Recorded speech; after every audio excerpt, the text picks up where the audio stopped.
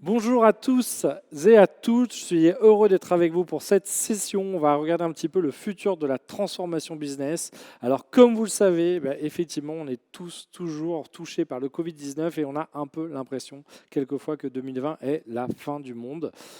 Évidemment, le Covid-19 est un véritable signe noir, donc un événement surprenant, inattendu avec un impact majeur. Et c'est effectivement Nicolas Taleb dans The Black Swan qui nous explique la force de ces événements. On a une vraie disruption sanitaire et économique. Plus d'1 million, malheureusement, de personnes ont déjà décédé du Covid-19 et certains pensent qu'on risque d'affronter tout simplement 436 millions d'entreprises en faillite dans le monde. Et pourtant, ce n'est pas la première disruption qu'on vit. Ce n'est pas la première disruption qu'affronte la société. On a eu des guerres, on a eu des bouleversements géopolitiques. Là, on a un problème de santé, évidemment, qui se transforme en problème économique. Mais en fait, il y a plus de 11 types de disruptions. Et donc, il va falloir s'habituer de plus en plus, malheureusement, on voit le climat, on voit l'économie, à devoir développer nos entreprises, à maintenir nos entreprises dans un environnement chaotique, dans un environnement en perpétuel changement, disrupté par tout un tas de facteurs. Et là, en ce moment, finalement, ce qu'on vit, c'est un impact évidemment humain et business lié à 4 disruptions cumulées. On a d'abord une disruption sanitaire. On voit bien qu'effectivement, on a besoin de se protéger. Et pensez bien à porter vos masques. On a une disruption digitale, on a une disruption du travail, on a une disruption durable. Et finalement, ces 4 disruptions qui étaient déjà présentes avant le Covid et que le Covid-19 n'a fait qu'amplifier et accélérer. On pouvait déjà s'en douter, on pouvait déjà sentir le digital, on pouvait déjà sentir les nouvelles attentes face au travail. Et donc finalement, on est dans la next economy. La next economy, c'est 4 transformations cumulées. Le sanitaire, le travail, le digital, le durable, dans un contexte de risques multiples. Et donc, on passe un peu d'une époque de la new economy, dont on nous parlait tant dans les années 2000, à la next economic, avec 4 grandes disruptions cumulées, le digital, le durable, l'humain et la santé. La première, c'est la transformation sanitaire. On voit bien que malheureusement, le retour à la normale, si un jour il arrive, ne sera pas avant longtemps, voire peut-être jamais. Et donc, on a toujours cette distanciation sociale, on a toujours ces protections, ces préventions, ces précautions en termes d'hygiène. On a les restrictions en termes, malheureusement, de voyage. On a les limitations en termes de recrutement. On est désolé aujourd'hui de ne pas pouvoir vous réunir à la mutualité comme chaque année. Et donc, face à ça, eh bien, on doit s'adapter. On doit tout simplement changer notre rapport à l'hygiène, au bien-être et à la santé. Donc on aura une sensibilité des clients et des consommateurs aux gestes, barrières, à l'hygiène, dans l'achat tout simplement des produits. Évidemment une sensibilité au bien-être et à la santé, besoin de méditer, de couconner, tout simplement aussi l'explosion de la télémédecine et de l'IA et de la data en santé. Donc on voit bien que tout ça, ça va nous rendre finalement plus hygiéniste en termes de société. Et on voit aussi que, évidemment, en France, on adore prendre le temps de critiquer pour savoir à qui la faute face au Covid. En Asie, en particulier ici, vous allez voir en Thaïlande, on voit qu'au contraire, les retailers ne se posent pas beaucoup de questions, ils sont là pour trouver des solutions, essayer de adapter le plus rapidement possible leur business pour continuer leur business.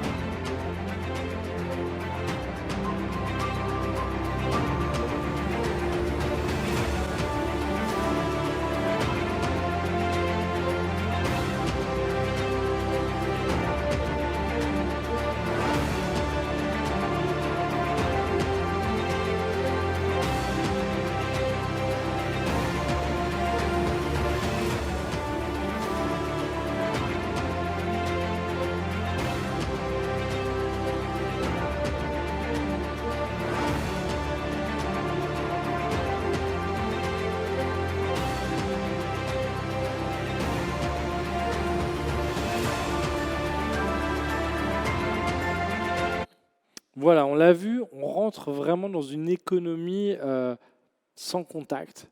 On l'avait vu avec Amazon Go, cette volonté de ne plus avoir à faire la queue, de ne plus avoir à scanner ses produits à la caisse, tout simplement parce qu'on va pouvoir détecter ce qu'on a pris. Mais Amazon vient même de lancer Amazon One. Là, c'est le paiement carrément avec la palme, avec la paume de sa main. Donc, on est encore de plus en plus voilà, dans le sans contact. Et finalement, le Covid ne fait qu'accélérer ce qui était déjà en train d'être mis en œuvre. En Asie et en Chine en particulier, il n'y a pas de RGPD. Donc là, c'est carrément du paiement via la biométrie. On va reconnaître votre visage et donc, du coup, plus besoin d'avoir de carte bleue ni de mobile. Vous allez tout simplement suffire à payer vous-même. Et puis, des fois, on peut retrouver des anciennes technologies, le distributeur, finalement, qui retrouve toute son utilité en ce moment pour limiter l'exposition des vendeurs. Là, c'est un bras mécanique robot qui va pouvoir vous préparer des ballotins de chocolat pour Nestlé au Brésil. C'est finalement des casiers fermiers, un peu le locker Amazon version agriculture. Donc voilà, on peut trouver des solutions simples pour se protéger. C'est aussi tout le digital in-store. Alors, on a pu mettre des robots pour informer, guider ou inviter aux gestes barrières. Mais c'est un petit peu gadget. Les hologrammes vocaux, mais qui ont du mal à s'adapter dans un environnement très bruyant. Et évidemment, nos amis les écrans tactiles qui, là, du coup, ont un vrai petit problème quand ils ne sont pas en panne ou tout simplement détruits. C'est aussi finalement autonomiser la livraison pour essayer d'avoir moins de maintenance manuelle, moins de personnel exposé. Là, on voit des tests qui s'accélèrent autour de drones roulants ou de drones volants, zipline pour les médicaments. On a un des Rwanda, Google Wing et Walgreens qui peut enfin tester la livraison aux États-Unis suite au Covid-19. Et puis, on va se retourner tout simplement vers son chez-soi, reprendre le temps de lire, de faire la cuisine, contraint, forcé ou par envie, de passer du temps avec sa famille, la couture, la décoration, le yoga. Donc on voit aussi qu'il va y avoir des évolutions en termes tout simplement de comportement et d'attente. Alors on a une transformation sanitaire, mais on a aussi une transformation du travail. On voit bien que là, il va falloir changer, réagir. Et finalement, ce n'est pas la taille qui nous sauve. Au contraire, plus on est grand, plus on a des grands locaux, des grandes tours, et plus c'est compliqué de pouvoir faire revenir les personnes au travail. À l'inverse, plus on est agile, plus on a les bons outils pour pouvoir travailler à distance, et mieux ça va se passer. Et on voit aussi que tout simplement, la technologie, c'est le rôle du manager qui doit changer. Avant, on avait un manager finalement qui nous disait quoi faire, comment le faire, et qui vérifiait qu'on le faisait bien. Et aujourd'hui, on a un rôle beaucoup plus de manager coach qui doit inspirer, qui doit rassurer, qui doit coacher, qui doit déléguer. Il doit être un petit peu entrepreneur, il doit être techno-agile, il doit être au service du business, il doit être socio-coach. Vraiment beaucoup de nouvelles attentes par rapport à lui. Et puis, il doit recréer la confiance. Il doit être vraiment force d'empathie et de bienveillance, d'agilité et de collaboration, de patience et de résilience, parce qu'on ne résolvera pas tout en quelques jours. Et donc tout ça, en plus, des fois dans un contexte à distance qui est loin d'être simple avec le télétravail. Et d'ailleurs, plus qu'un télétravail, qui est plus de la continuité du travail en confinement ou en déconfinement. On voit qu'il y a encore beaucoup de personnes qui sont chez elles.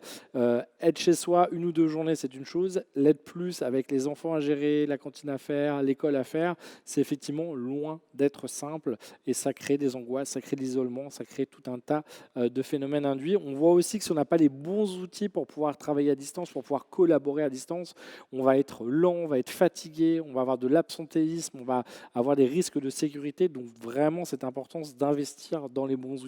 Et puis cette nécessité finalement d'apprendre à réapprendre.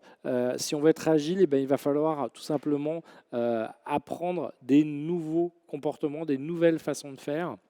Et des fois, apprendre tout simplement directement sur le tas.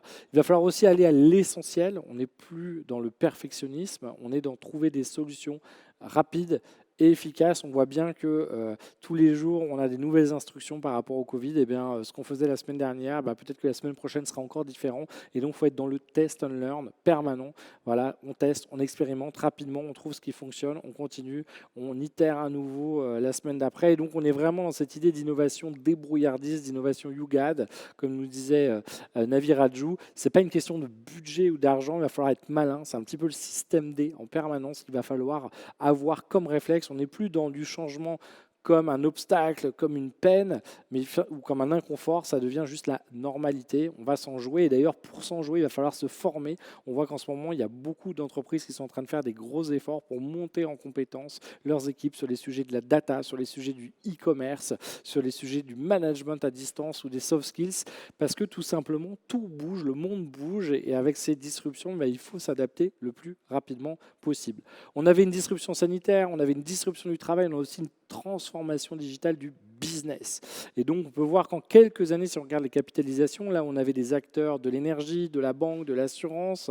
Finalement, en 2019, entre Microsoft, Apple, Alphabet, Amazon, Facebook, c'est vraiment les rois de la tech qui ont pris la main sur la bourse, qui ont cette capacité de financement, cette capacité d'investissement gigantesques et qui sont tout simplement en train d'aller attaquer finalement maintenant les acteurs, les industries traditionnelles, le transport, le retail, l'assurance, la santé. Et donc on voit bien que face au Covid, c'est pas évident de savoir comment réagir. On voit bien que si on prend la pyramide de Maslow, au tout début de l'épidémie, on s'est tous inquiétés pour sa propre vie, pour son logement, puis tout simplement après, est-ce que je vais garder mon emploi, est-ce que je suis dans des bonnes conditions sanitaires, et puis après on va se retourner vers sa famille, ses amis, et puis tout doucement on va retrouver un besoin d'estime, un besoin d'accomplissement, et donc on voit bien qu'au fur et à mesure de la courbe, en espérant qu'elle ne rebondisse pas à nouveau, les entreprises vont devoir adapter leur communication pour d'abord réagir, rassurer, relancer et anticiper le monde d'après. On voit bien que les médias sociaux, plus que jamais, ont encore gagné en importance et en intensité pendant le confinement. On voit qu'on a besoin de chercher l'information, de débattre, de s'informer avec au milieu de tout ça les fausses rumeurs, l'infox, et même au plus haut niveau, quand on regarde les États-Unis avec Trump, on voit qu'on a eu une explosion de la vidéo en ligne, que ce soit le streaming comme Netflix, Disney+, ou autres, comme le streaming business et bureau, avec Google Meet, Teams ou Zoom, les webinars avec Livestorm, YouTube Live, et comme on peut le faire aujourd'hui avec le Hub Forum, les stories, TikTok qui a fait un énorme carton, et la télémédecine, une autre façon de faire de la vidéo. D'ailleurs, on voit que sur ces réseaux sociaux-là, on a des nouveaux types d'influenceurs, en plus des influenceurs habituels, les blogueurs, les Instagrammeurs, les TikTokers. Maintenant, on a carrément des avatars virtuels qui deviennent des égéries de marques. On pense à Lynn Michaela, par exemple, qui est mannequin pour Calvin Klein. On voit d'ailleurs que la prochaine génération de plateformes sociales, ce sera aussi les jeux vidéo. Animal Crossing, 11 millions d'utilisateurs chez Nintendo. Call of Duty pour les fans, voilà, de la castagne en ligne. Ou Fortnite, un peu plus ludique, 350 millions de joueurs qui se réunissent pour aller s'affronter quotidiennement, se retrouver entre amis, échanger en ligne. Donc gardez un œil dessus en tant que marque. Demain, ça sera aussi des espaces sur lesquels il va falloir trouver un moyen d'être présent. Et d'ailleurs, on a eu pendant le confinement, alors c'est devenu 5 concerts du coup de Travis Scott, un rappeur américain qui a réuni plus de 12,3 millions de personnes en 5 dates. C'est aussi évidemment le e-commerce qui est en train d'exploser, qui est en train d'évoluer. On connaissait les DNVB, les Digital Native Vertical Brands, c'est pure player du e-commerce qui cartonnait sur Internet, même si au fur et à mesure, ils ont commencé à ouvrir des magasins. On voit que là, en 8 semaines, pendant le Covid, on a gagné l'équivalent de la progression e-commerce qu'on a eu en 10 ans. On est passé quasiment de 5 à 15% de part du commerce avec le e-commerce en 10 ans, et on est passé de 15 à 25 à 30% quasiment en 8 semaines. Alors évidemment, ça va se stabiliser, évidemment, ça dépend des catégories. Évidemment, le travel a été un peu moins dynamique. Par contre, on a vu par exemple les courses, l'épicerie, l'alimentaire en ligne exploser. Et en fait, derrière le mot e-commerce, il y a plus de 15 typologies de e-commerce. Vous pouvez retrouver cette matrice dans le référentiel sur le site du Hub Institute. Le e-commerce, la vente de seconde main, la location, l'abonnement, les ventes privées, les préventes, la customisation, la vente via chatbot et assistant virtuel. Il y a extrêmement un grand nombre de possibilités derrière ce sujet e-commerce. Évidemment, Amazon sort à nouveau grand gagnant avec une forte progression. Il était prêt, il était là. Il a encore récupéré du business avec tout un tas malheureusement de magasins qui ont été fermés. Et quand on regarde un petit peu, on se rend compte qu'on est encore beaucoup, chez beaucoup de marques, dans une logique de on dépense beaucoup dans le marketing et la com, un tout petit peu dans la R&D.